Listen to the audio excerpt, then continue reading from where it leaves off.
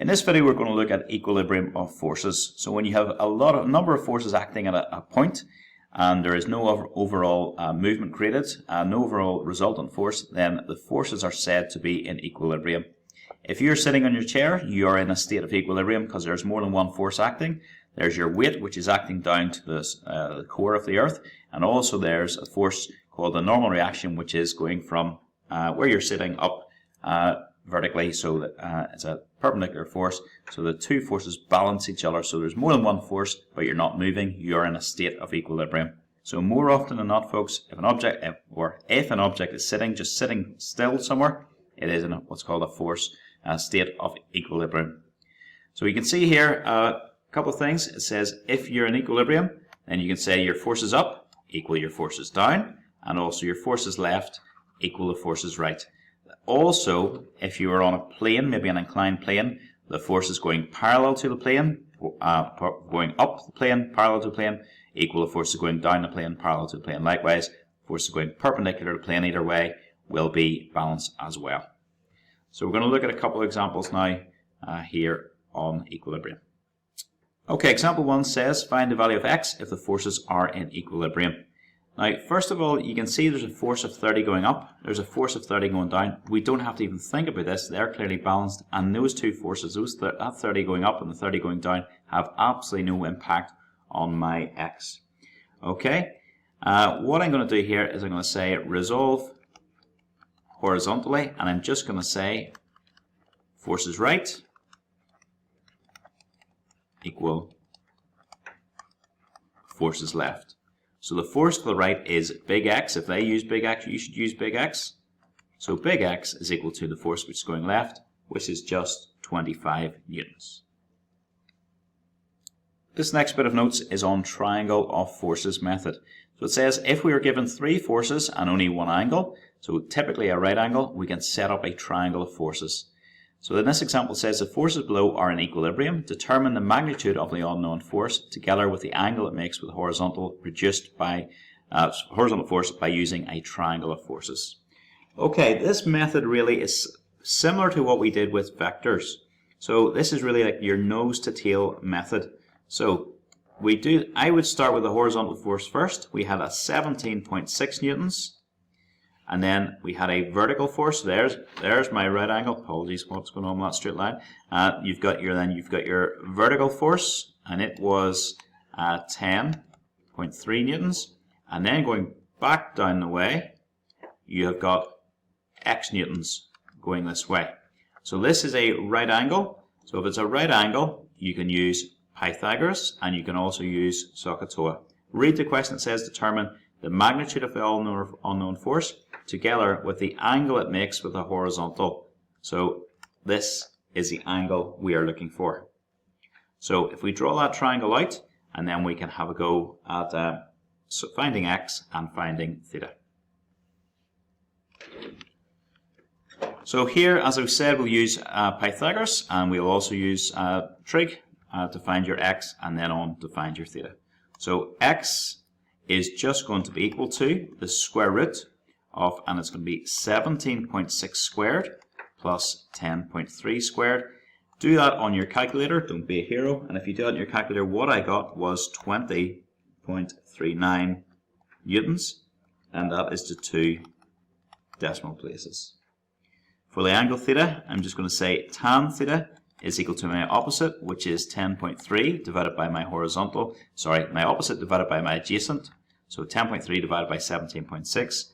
Do shift and tan of 10.3 divided by 17.6, and I got 30.34 degrees. And again, I'll squeeze that in. That's to 2 decimal places.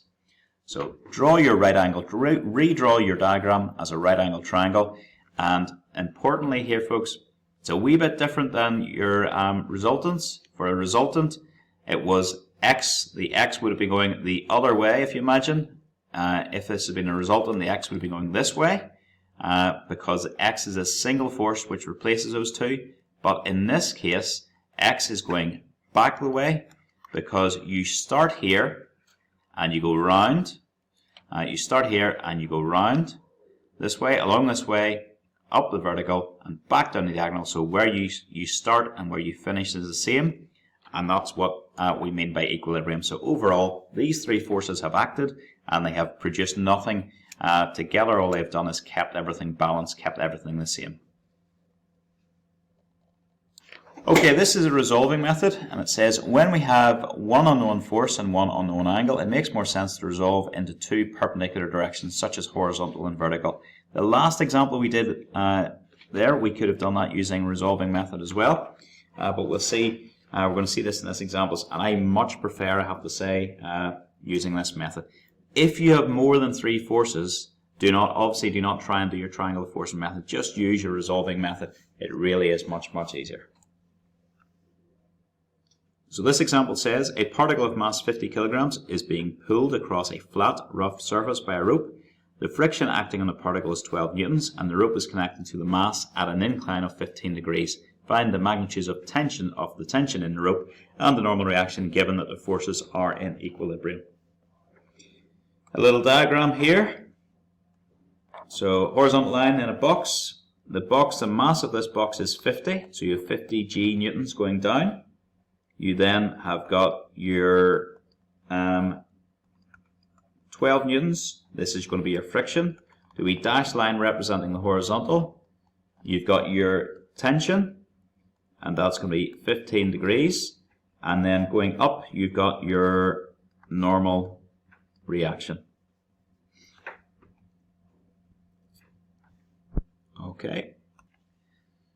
Okay, so all we have to do here is we're going to resolve horizontally and resolve vertically. And I'm saying RES and the wee arrow going to the right, but really what I'm doing here is doing my force to the right equals a force to the left. So the force to the right is just T, and it's not all of T, it's T cos 15. So that's a force to the right, and the only force to the left is 12. So you can do a wee bit of working out. So you bring your cos 15 across, so it's 12 divided by cos of 15. And if you do that on your calculator, I've got 12.4233. I will revisit that at the end and give my answer to 2 decimal places. But because I will use this as part of my working out to find R, I've used more decimal places than I normally would. What I would then want to do is resolve vertically. So vertically, I've got my R. I also have got my T. And I'll write that now as 12.4233, and because it's going vertically this time, we don't have the angle in here, so it's going to have to be sine 15, and that equals my 50 G. Okay, G in this example we're taking as 10, so we better working out again. R is going to equal to 50 times the G, which was 10, minus 12.4233 times sine 15, and when I worked that out I got 496.78 newtons, and that's the 2 decimal places. And now I'll give my T to 2 decimal places, and we'll just say and T is equal to, and that's 12.42 newtons to 2 decimal places. Okay, so all we do, resolve horizontally, because it's an equilibrium, the forces to the right equal the forces to the left, and then resolve vertically, and then your forces vertically, you have your forces up equal your forces down, and then you can work them out. Next example says, find the value of R and theta in the diagram below if the forces are in equilibrium. Okay, great example here. This is a really nice bit of mathematics here. And what we're going to do again is we're going to resolve to the right. So, and I'm going to say that means my force to the right, which is R cos theta, equals my force to the left, and my force to the left is equal to 20. Now, I've got two unknowns in this question. I've got R and I've got theta, so two unknowns, which means I cannot solve this equation at the moment. Next thing I'm going to do is resolve vertically. And going vertically, I'm going to have R sine theta is equal to 12, because my force going up was R sine theta, my force going down is 12. And again, there's two unknowns. I'm going to call this equation 2. Now, there's lots of ways of doing this, solving this. The easiest way, but is maybe something that's not obvious, And so this is a method you would need to be shown. Don't expect just to have known this. It's a very tricky enough wee method, but a lovely one once you see it. So what we're actually going to do is divide our r sine theta equation by the r cos theta. So r sine theta divided by r cos theta will be the same as 12 divided by 20. And if you look at the left hand side of this, what happens here is the r terms cancel out, because you have an r on the top line and an r on the bottom line, they'll cancel. And what you should remember, make a wee note of this, that remember sine theta divided by cos theta is equal to tan theta. So when you looked at your trig earlier on, the pure maths, you should have remembered that you should know that sine theta divided by cos theta gives you tan theta. So this left hand side just becomes tan theta. So tan theta is equal to 12 over 20, which means theta itself is equal to, and it's going to be 30 point, and I've gone to a whole pile of decimal places, more than I needed to, I'm sure, 30.96376. 96376, and then we'll just sub that in. So to finish this off, we'll just say sub into equation 1. So you're going to have r cos 30.96376 is equal to 20, which means r is equal to 20 divided by cos of 30.96376. And when I did that on my calculator, hit that into my calculator, I got 23.32 newtons, and that's the 2 decimal places. And I will just also give my answer for theta to 2 decimal places. Theta is equal to 30.96 degrees, and again, that's the 2 decimal places.